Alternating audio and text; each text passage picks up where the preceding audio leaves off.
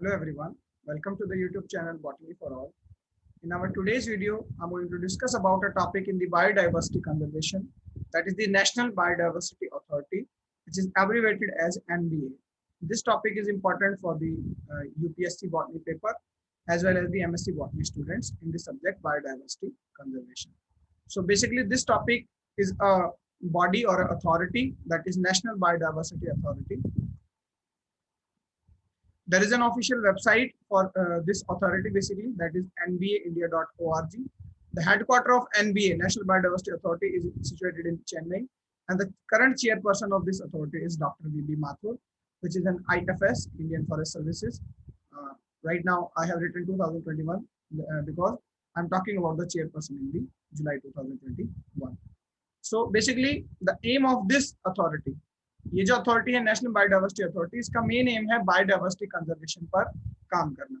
इसके अपने कुछ रूल्स हैं, कुछ गवर्नेंस हैं, जिनके अकॉर्डिंग या कुछ एक्ट्स के अकॉर्डिंग ये काम करती है. So basically it is an statutory autonomous body under the ministry of environment, forest and climate change, government of India. तो भारत सरकार के अंडर काम करती है, ministry of environment, forest and climate change के अंडर.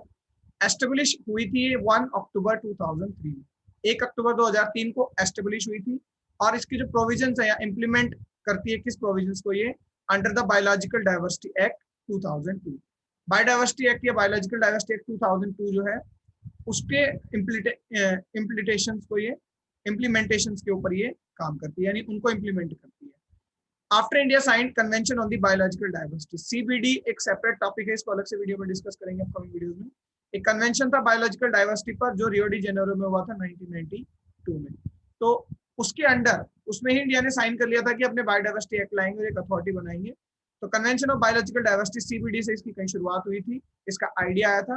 उसके बाद हमने एक एक्ट बनाया भारत सरकार ने, बायोलॉजिकल डाइवर्सिटी एक्ट ऑफ 2002, और उसी के जो प्रोविजंस है उनको इम्प्लीमेंट करते हुए एक अथॉरिटी बनाई गई, NBA, that is national biodiversity authority. So basically CBD क्या है, in detail we will discuss in the upcoming videos. CBD is convention on the biological diversity. Earth summit में रियो डी जेनेरो में 5 जून 1992 को ये हुआ था. उसके बाद एंटर्ड इनटू फोर्स, लागू हुआ था 29 दिसंबर 1993, 29 दिसंबर 1993. तो इसका भी जो मेन ऑब्जेक्टिव था सीबीडी का, convention on the biological diversity, इसका जो मेन ऑब्जेक्टिव था is to develop the national strategies for the conservation and sustainable use of the biological diversity. जितनी भी जैव विविधता है, जितने भी डिफरेंट टाइप के ऑर्गेनिज्म पाए जाते हैं, every organism is very very precious. Biology को मेंटेन करने के लिए हर एक जीव, चाहे वो एक इंसेक्ट ही क्यों ना हो, सबका अपना इंपॉर्टेंस है. तो उन सबको कंजर्व करना, बेसिकली प्रोटेक्टेड एरिया देना, as well as sustainable use करना. बायोलॉजिकल रिसोर्सेज का भी सस्टेनेबल यूज बहुत ज्यादा जरूरी है ताकि आने वाली पीढ़ी भी उसको यूज कर सके. So basically this was the CBD. On the idea of the Convention on the Biological Diversity, we have made an act, that is the Biological Diversity Act, and on the provisions of the BDA, that is Biological Diversity Act 2002, and body or an authority is being made, that is the National Biodiversity Authority. So let's just talk more about the NBA.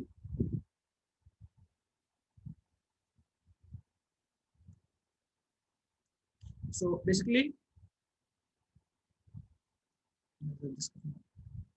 basically, and we have some rules. It acts as a facilitating, regulatory and advisory body to the government of India. ठीक है, भारत सरकार के under काम करती है, regulation है, advisory body है जो मेनली किस विषय में काम करती है, किस डायरेक्शन में काम करती है. On the issues of the conservation, सभी तरह के रिसोर्सेज को कंजर्व करना, चाहे बायोटिक हो या ए बायोटिक हो. मेनली यहाँ बायोटिक की बात करेंगे.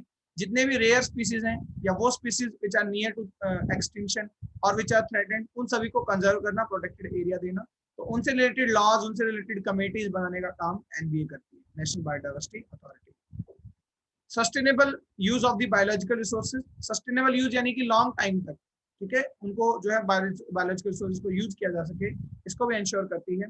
And fair and equitable sharing of the benefits arising out of the biological resources. Biological resources equally मिल सके पूरे कंट्री में या थ्रू आउट द एरिया, और उनका जो है फेयर शेयरिंग हो सके और इक्वल शेयरिंग हो सके, इस चीज को भी इंश्योर करती है. For example, there is a biological resource, suppose any timber plant, and that is present in a particular area, so that could be equally distributed among the all parts of the country. That is also ensured by the NB. तो सभी जगह biological resources का equal use किया जा सके. So additionally, it advises state governments in identifying the areas of the biodiversity importance, biodiversity hotspot as the heritage site. उसी के साथ साथ क्योंकि नेशनल बॉडी है, गवर्नमेंट ऑफ इंडिया के अंदर काम करता है, तो स्टेट गवर्नमेंट्स को भी एडवाइज करता है कि आपके आसपास पाए जाने वाले बायोडाइवर्सिटी हॉटस्पॉट्स को आइडेंटिफाई कीजिए। Hotspot is a particular area where the biodiversity is very very rich, जहां पर बहुत तरह की स्पीसीज पाए जाए वो हॉटस्पॉट्स होते हैं। एक लार्ज हॉटस्पॉट भी हो सकते हैं या स्मॉलर भी हो सकते हैं। तो उन एरियाज को आइडेंटिफाई करना और उनको as a heritage site recognise करना, क्योंकि उनको लॉन्ग टाइम तक यूज किया जा सके, उनको प्रोटेक्ट किया जा सके, ये सब भी एनबीए इंश्योर करता है। Basically in summarising the things we can see that NBA is basically working on the biodiversity conservation. चीजों को अच्छे वे में यूज किया जा सके, जितने भी लॉज या एक्ट कंट्रोल किए जाते हैं बायोडाइवर्सिटी में वो अथॉरिटी कंट्रोल करती है, that is NBA. So in 2012 the first ever national biodiversity Congress establishment के बाद सबसे पहली नेशनल बॉटनिकल कांग्रेस जो है वो तिरुवनंतपुरम केरला में हुई थी, और इसी ओकेजन पर national biodiversity students congress was also held. तो main national botanical congress as well as students के लिए भी एक कांग्रेस जो है इसी ओकेजन पर जो है ऑर्गेनाइज की गई थी। सो बेसिकली एस्टेब्लिशमेंट के बाद यानी एनबीए के एस्टेब्लिश के बाद it has supported the creation of the SBB state biodiversity board. NBA ने बहुत सारे स्टेट बायोडाइवर्सिटी बोर्ड बनाए हैं, not in the states as well as in the union territories also, जो फैसिलिटेट करते हैं establishment of the biodiversity management committees. तो ये जो बोर्ड होते हैं स्टेट बायोडाइवर्सिटी बोर्ड्स या यूनियन टेरिटरी बायोडाइवर्सिटी काउंसिल्स, ये कमेटीज बनाते हैं अपने, यानी कमेटीज का नंबर बहुत ज्यादा होगा एज कम्पेयर टू बोर्ड्स। तो स्टेट्स में भी बोर्ड है एज वेल एज बहुत सारी कमेटीज भी हैं, even 1 to 2 lakh committees are there. So for more details you can visit the official website. NBA की जो ऑफिशियल वेबसाइट है उस पर with map biodiversity state biodiversity boards के बारे में बताया भी गया है।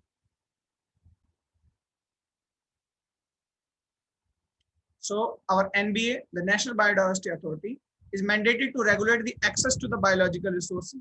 तो क्योंकि एक तरह से ये लॉ एंड ऑर्डर के अकॉर्डिंग काम करती है, तो ये क्या रेगुलेट करती है, मैंडेट है रेगुलेट करने के लिए बायोलॉजिकल रिसोर्सेज के use, associated knowledge for the research. Biological resource पर मान लीजिए कोई साइंटिस्ट वर्क कर रहा है, ठीक है, उनसे रिलेटेड जितने भी नॉलेज है, जितना भी रिसर्च हुआ उस सबको भी एनबीए रेगुलेट करता है।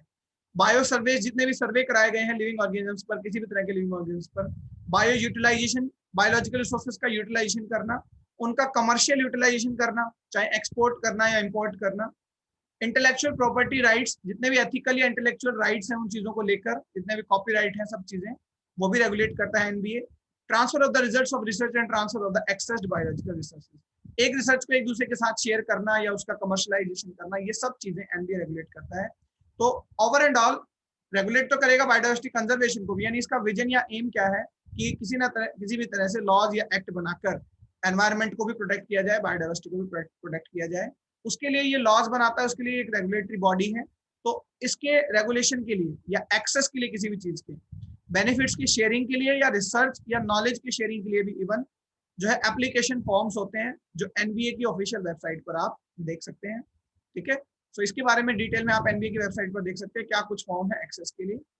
So basically it also act under the control of the NGT, National Green Tribunal, that we will also discuss in the upcoming videos। NGT के बारे में भी पढ़ेंगे, ये भी 2010 में एस्टेब्लिश किया गया था।